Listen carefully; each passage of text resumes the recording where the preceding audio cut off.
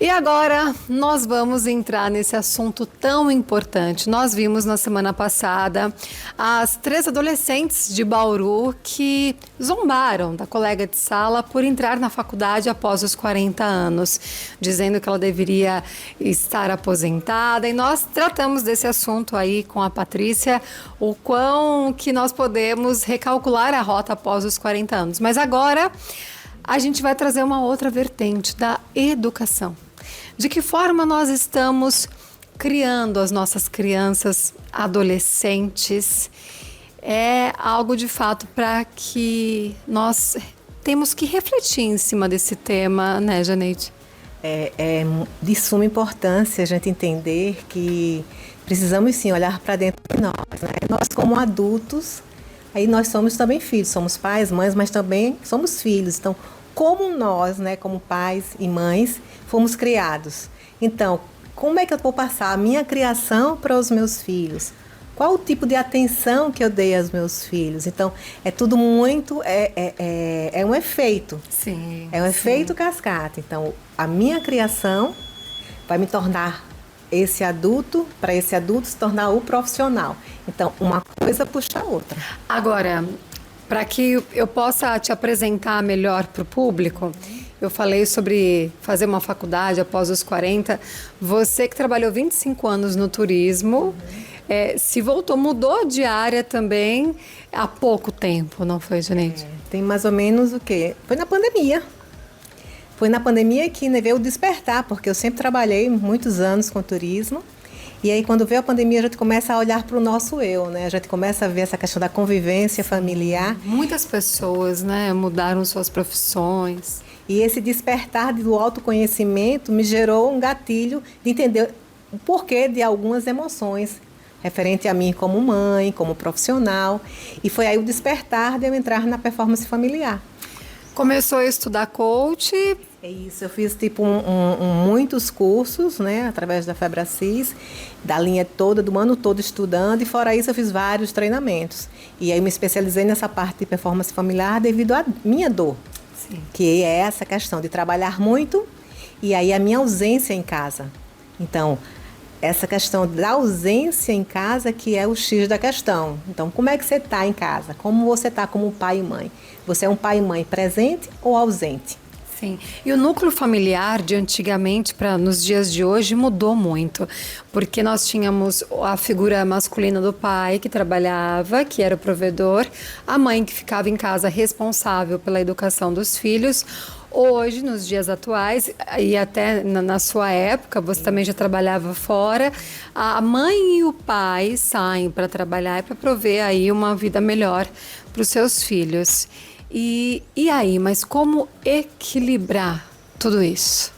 Olha, eu vejo o seguinte, há muito tempo atrás tem a figura assim, o pai precisa trabalhar e a mãe tem que ficar em casa. E acaba, na verdade, a ausência do pai, mas o pai é tão quanto importante a mãe. Tem que ter um equilíbrio para os filhos, porque a ausência do pai desengatilha, né, outras coisas. Então é necessário os dois estarem unidos na criação do seu filho. Então eu vejo que essa questão de você estar na educação, na presença, de você entender que tem que se planejar. Você tem que estar no trabalho, ok. Mas se você tem o seu filho, você também precisa dar atenção plena para ele. Então, esse equilíbrio é necessário para poder você ter adultos fortes. Muito bem. E a sua mentoria para a família, ela é com base nesse livro do Paulo Vieira, que tem até o título muito interessante, que é Decifre e Fortaleça o Seu Filho. Porque a gente vê que as pessoas, elas estão despertando mais para o desenvolvimento pessoal, para se conhecer melhor. Nós estamos percebendo que a vida não é só acordar, trabalhar, comer. É muito além disso.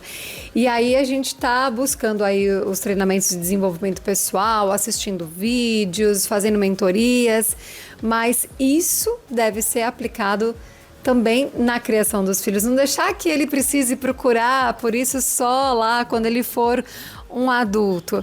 E aí eu comecei a ler algumas páginas do livro e gostaria que você explicasse melhor para a gente sobre a importância da gente ver o filho como um indivíduo único. Por quê? Muitas vezes a gente vê ali 2, 3 irmãos que são criados da mesma maneira e aí com personalidades tão diferentes, né? Como identificar e qual a importância de saber, né, identificar? Oh, Dani, eu vou ser sincera, na minha família somos em 10 filhos. Caramba. Então, vocês ficam imaginando uma família, né, com 10 filhos. E é como você fala, cada ser é único. Só que antes a gente pensa o seguinte, que ser pai e mãe é fácil. Nasceu o filho, você sabe como alimentar, você sabe como tem que colocar no colégio, você vai comprar as coisas para ele. E não é só isso. Ter filho no ambiente hoje, porque na minha época era mais fácil, porque não tinha tantas informações que temos hoje, né? A internet está levando eles para o mundo. Então você não sabe quem o seu filho está olhando, está assistindo. Então o seu filho pode estar sendo educado por quem?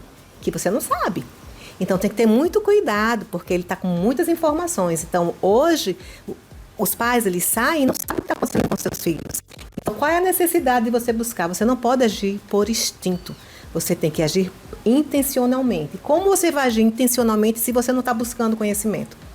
Então, para ser pai e mãe, é necessário buscar conhecimento. Porque senão nós vamos agir com, a gente chama de instinto coletivo, que a gente chama da Idade Média, situações que os pais eram lá atrás, como as crianças eram... É primitivo, né? Primitivo, eram educadas e a gente puxa sem perceber. E daqui a pouco eu vou olhar como é que os pais, porque todo mundo na internet é perfeito, como os pais dos artistas estão educando o seu filho. Então, eles só passam as coisas boas. Aí você quer fazer a mesma coisa com seu filho. Aí vem a vizinha educa o filho daquela forma, ele você acha que pode. Mas os filhos, eles não têm um manual. O filho, ele nasce de acordo com a personalidade dele. Tem filhos, a gente acha que ter filho é o bom filho é aquele que fica calado, não fala nada e só faz sim senhor e não senhor. O filho que não faz isso, ele não é um bom filho. E quem disse isso? Sim. De que mentalidade é essa? Então, hoje, quando você vai para as grandes empresas, o que é que as grandes empresas pedem? Ousadia, criatividade e aí proatividade. E tudo que foi reprimido lá na infância. A criança já tem isso. E por que você como adulto não tem? Então, foi nessas situações na educação, o adulto foi podado, a criança foi podada e automaticamente o adulto fica sendo podado e limitado. Ele simplesmente tem as crenças limitantes que a gente chama. E é por isso que é necessário a gente fortalecer e nutrir nosso filho de acordo com se ele tem a potencialidade de gostar de falar, gostar de brincar, gostar de ir lá, enfim, é uma criança em movimento. Para que eu mandar ele? Fica quieto, menino. Cala a boca, menino. Eu tenho que falar para ele, olhar no olho dele, ficar na altura dele, dizer o quanto ele é importante e dizer, meu filho, nessa hora, fica quieto. Por quê? Porque a gente está conversando aqui e daqui a pouco você fala novamente. Então, é a forma, o carinho, mostrando o porquê. Sim. Não cala a boca, menino. Então, a criança ela está muito ativa por causa das informações que tem na internet. E aí acaba ele não tendo esse amor e carinho do pai pela ausência, porque está trabalhando, do pai ou da mãe, e aí ele vai buscar essas informações. Então, para ele, o dedinho é só isso, é muito rápido. É por isso que vem as birras. De tanto ele tudo é muito rápido por causa da tela, ele acaba também querendo que seja rápido a atenção do pai, a atenção da mãe.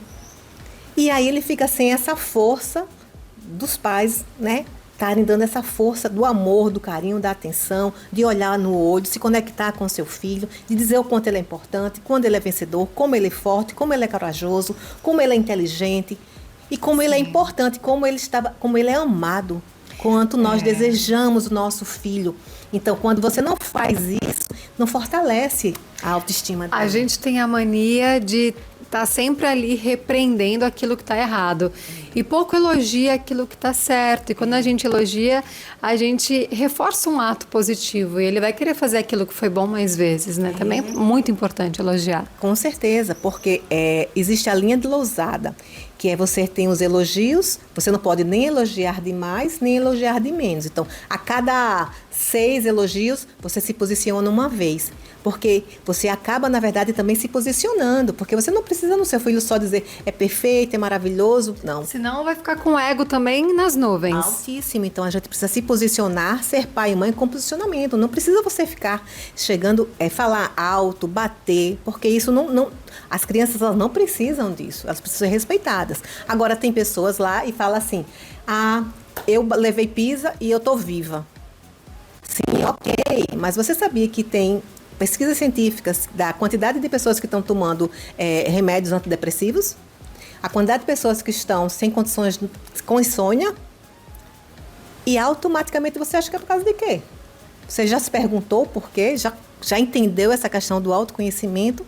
E aí você vê que tem algo lá atrás, enquanto você, na sua primeira infância, você recebeu essa repreensão dos seus pais. Eu percebo que essa atitude primitiva, né, do instinto que a gente tem, é muito mais fácil o gritar, é muito mais fácil o bater, é muito mais fácil, vai, então faz, menina.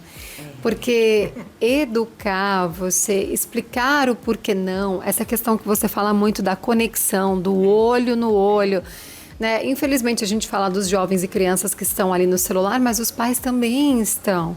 Então, eu não posso deixar de trabalhar. Claro que não, mãe e pai hoje em dia é esse novo formato do núcleo familiar, não tem como alterar isso. Agora, quando está junto, a importância do tempo de qualidade, né? Você fala muito do olho no olho, né? De estar em conexão com a criança. E assim, que é a questão de você ficar gerando memórias, experiências com seus filhos. A gente fala que é a teoria geral das memórias. Nada está perdido. Se você, por um acaso, você não tem essa questão da conexão com teu filho, de vocês almoçarem ou jantarem juntos, de você chegar do trabalho e seu filho não ir até você, tá trancado no quarto. Então, tem algo de errado. Isso é disfuncional. Isso não é normal. Então, esse alerta tem que ser ligado. Então, como eu posso transformar isso? Então, é você trazer isso e buscar esse conhecimento. É você dar amor. Só ame e dê atenção. Vai existir uma transformação muito grande. Então, eu vejo que a gente, nessa situação de chegar em casa, tem algo para fazer, você está cansada. Aconteceu comigo. Trabalhava de domingo a domingo, chegava em casa cansada, o meu filho queria a minha atenção e eu não tinha condições de estar com ele porque eu estava cansada. Hoje ele já está com 24 anos, então eu estou ressignificando. Por quê? Porque agora é uma reconstrução. Então, é por isso que eu adotei. Na primeira infância, de você estar junto com seu filho, você estar conversando com ele, de você criar memória, você sentar no chão, você ir para a praia, fazer castelinho, entende? Você estar num parquinho, você disponibilizar, não precisa muito, porque a criança ela quer pelo menos 5 minutos da sua atenção. Então, fazer uma agenda, eu vou estar com meu filho tal hora durante o dia. E vai ser sagrado, diariamente. Eu vou estar com meu filho, vou no parquinho, eu vou com meu filho. Então, você gerar dentro da sua agenda, você não vai tomar um cafezinho com as amigas, não vai tomar uma cervejinha, enfim, com o seu amigo, você vai ter que ter um encontro com seu filho. E isso é necessário se você quer mudar a situação que hoje se encontra as famílias. Eu até me tornei mãe um pouquinho tarde, se a gente for ver, né, com 35 anos, mas justamente por isso, eu falava assim, se eu decidir ser mãe, eu vou me doar por inteiro, né, então quando veio a decisão foi um pouquinho tarde, mas nunca é tarde, né, nunca é tarde. Mas engraçado que eu já tô com 2 meses e muita gente me pergunta, Dani, e aí, você já fez a sexagem? Ai, você tá vendo enxoval? Mas eu tô muito mais preocupada com essas questões da criação, pesquisando, né? A Janete passou para mim sobre o livro, eu já tô no audiobook antes, né, até chegar o livro para mim.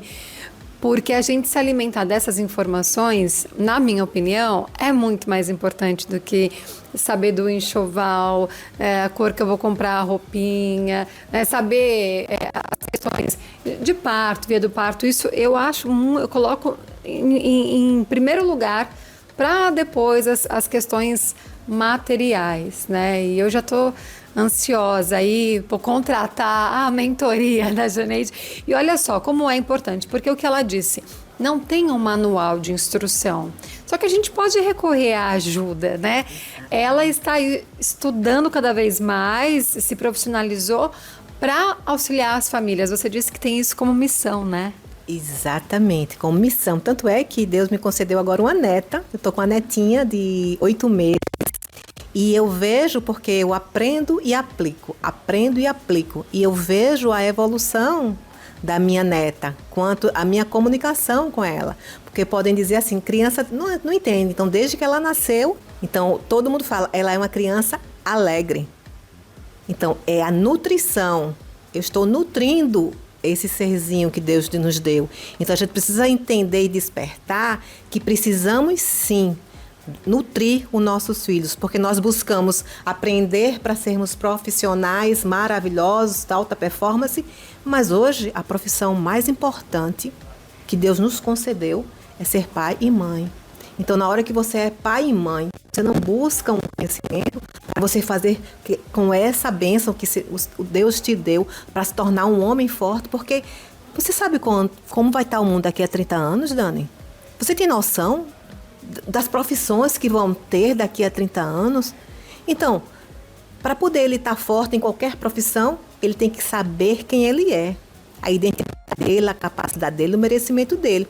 Mas tudo isso vem de acordo com que o pai e mãe vai nutri-lo. Não é com o celular, não é com a cama, não é com o quarto do bebê, não é com os benefícios do materiais. Então, o que ele precisa, você tem de graça. Sim, que é atenção e amor. Com certeza.